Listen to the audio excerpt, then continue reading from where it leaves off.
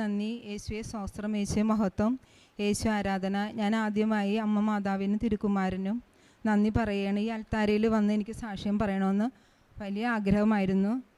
ഞാൻ ഓൺലൈൻ വഴി സാക്ഷ്യം പറഞ്ഞു എങ്കിലും എനിക്ക് അതൊരു തൃപ്തിയായില്ല. ഇനി 2018 മെയ് മാസത്തിലാണ് ഞാൻ ഉടമ്പടി എടുത്തത്. എൻ്റെ പേര് മോളി തോമസ്.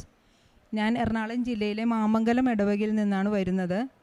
ഞാൻ ആദ്യത്തെ നിയോഗം വെച്ചത് എൻ്റെ ഹസ്ബൻഡിന് ഒരു പ്രൊജക്റ്റ് തുടങ്ങാനായിട്ട് 1.5 വർഷമായി തടസ്സമായിട്ട് നിൽക്കുകയായിരുന്നു. അത് തുടങ്ങാമെന്ന് അവർ പറയുന്നുണ്ടെങ്കിലും അത് തുടങ്ങാൻ സാധിക്കുന്നുണ്ടായിരുന്നില്ല. ഞാൻ ഇവിടെ വന്ന് ഉടമ്പടി എടുത്ത് പ്രാർത്ഥിച്ചതിൻ്റെ ഫലമായിട്ട് എനിക്ക് എൻ്റെ ഭർത്താവിന് ഒരു വർക്കല്ല 3-4 വർക്ക് തന്ന് അമ്മ മാതാവ് അനുഗ്രഹിച്ചു എന്നുള്ളതാണ്. ആ ഒരു വർക്കിൻ്റെ പുറകെ പിന്നെയും വർക്കുകൾ ഞങ്ങൾക്ക് കിട്ടുകയായിരുന്നു.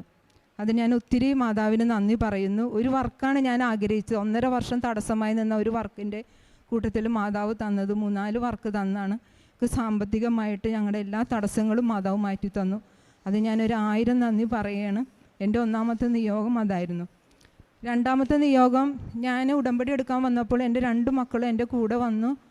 അവർക്കും ഉടമ്പടി വെക്കണം, അവരുടെ കാര്യങ്ങൾ 2 മക്കൾക്കും പുറത്തു പോയി ഉപരിപഠനം നടത്തണം എന്നുള്ളതായിരുന്നു. ഇവർ 2 മക്കളും ഒരേപോലെ ഇത് പറഞ്ഞപ്പോൾ ഞാൻ എൻ്റെ തലയിൽ കൈവച്ച് പോയൊരു അനുഭവമാണ്. കാരണം 2 മക്കളെയും പുറത്തു പോയി പഠിക്കുക എന്ന് പറഞ്ഞത് സാമ്പത്തികമായിട്ട് വളരെ ബുദ്ധിമുട്ടുള്ള ഒരു കാര്യം തന്നെയാണെന്ന് എനിക്കറിയാം. എങ്കിലും 2ാമത്തെയും 3ാമത്തെ ഉടമ്പടി ഞാൻ എൻ്റെ മക്കൾക്കായിട്ട് വെച്ചു. അത്ഭുതമെന്ന് പറഞ്ഞാൽ മതി. എൻ്റെ മൂത്ത മോള് കഴിഞ്ഞ 2019 ജനുവരിയിൽ ഒരു തടസ്സവും കൂടാണ്ട് ഞങ്ങൾ പോലും അത്ഭുതപ്പെട്ടു പോയി. അവളുടെ അങ്ങോട്ടുള്ള അവൾക്ക് ആദ്യം ഒരു 6.5 അവൾക്ക് നേടിയത്.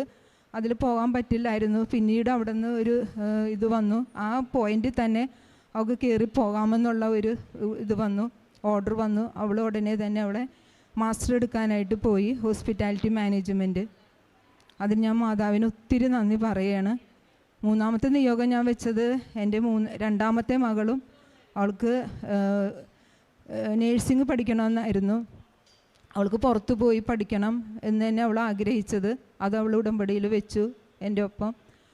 പക്ഷേ സാമ്പത്തികമായിട്ട് പൈസയുടെ ഒരു ബുദ്ധിമുട്ട് കാരണം ജർമ്മൻ പഠിച്ച് ജർമ്മനിയിൽ പോകാനാണ് ആദ്യം തീരുമാനിച്ചത്. പക്ഷേ അവൾക്ക് A1ഉം A2ഉം പാസ്സായി. B1 അവൾക്ക് പാസ്സാകാൻ ഭയങ്കര ബുദ്ധിമുട്ട് തോന്നി. ഞങ്ങളിവിടെ ജോസഫ് അച്ഛൻ്റെ അടുത്ത് വന്ന് ഒരു മെസ്സേജ് എടുത്തപ്പോൾ കറക്റ്റായിട്ട് ജോസഫ് അച്ഛൻ അവൾക്കൊരു മെസ്സേജ് കൊടുത്തു, നിനക്ക് എന്തായാലും പോകാൻ സാധിക്കും തടസ്സങ്ങളൊന്നും ഇല്ലാതെ. ആ കൊറോണയുടെ സമയത്ത് ഒരു കുട്ടികൾക്കും പോകാൻ പറ്റാതിരുന്ന ഒരു സമയത്താണ് എൻ്റെ മോൾക്ക് IELTS എഴുതി അത് പോകാനായിട്ട് സാധിച്ചത്. അതിനുള്ള സ്കോർ അവൾക്ക് കിട്ടി. ആ ഒരു 2 മക്കളും പോയിട്ട് എല്ലാവരും അത്ഭുതപ്പെട്ടിരുന്നു. എങ്ങനെ 2 മക്കളെ ഒപ്പം വിടാൻ പറ്റി എനിക്കിപ്പോഴും വിശ്വസിക്കാനേ പറ്റണില്ല. 2 മക്കളും പുറത്തു പോയി പഠിക്കാനുള്ള അനുഗ്രഹം അമ്മ മാതാവ് തന്നു. 3ാമത്തെ അനുഗ്രഹം, എൻ്റെ ഇളയ മോൾക്ക് പീരീഡ് ടൈമിൽ ഭയങ്കര വയറുവേദനയായിരുന്നു. അപ്പോൾ അവൾ അവിടെ ചെന്നിട്ട് പറയേണ്ട കാര്യങ്ങളൊന്നും അവൾ പറയാറില്ല. അമ്മയെല്ലാം കുഴപ്പമില്ലാണ്ട് പോണു. ഇത്രയും അനുഗ്രഹം. പിന്നെ അത് കൂടാണ്ട്, ഇതൊന്നും അല്ല എൻ്റെ അനുഗ്രഹം, ഇത് ഞാൻ ഉടമ്പടിയിൽ വെച്ച്. ഇത് കൂടാണ്ട് എനിക്ക് തിരിഞ്ഞു നോക്കേണ്ടി വന്നിട്ടില്ല. എത്രയോ അനുഗ്രഹങ്ങളാണ് എനിക്ക് തന്നേക്കണേ. ഒരു 2 നില വീടാണ് എനിക്ക് തന്നെങ്കിലും അതിന് സൗകര്യങ്ങളെല്ലാം വളരെ കുറവായിരുന്നു.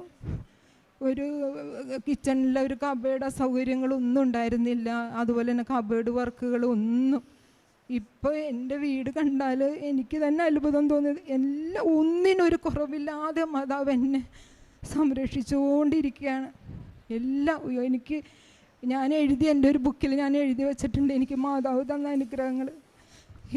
70 കഴിഞ്ഞു, 75 കഴിഞ്ഞു, 80 ഒക്കെ വരെ ആയിട്ടുണ്ടെന്ന് എനിക്ക് തോന്നണേ. എനിക്കിനി തിരിഞ്ഞു നോക്കേണ്ടി പോലും വന്നിട്ടില്ല. അനുഗ്രഹങ്ങൾ എനിക്ക് തന്നെ മാതാവ് തിരുക്കുമാരൻ അനുഗ്രഹിച്ചുകൊണ്ടിരിക്കണേ.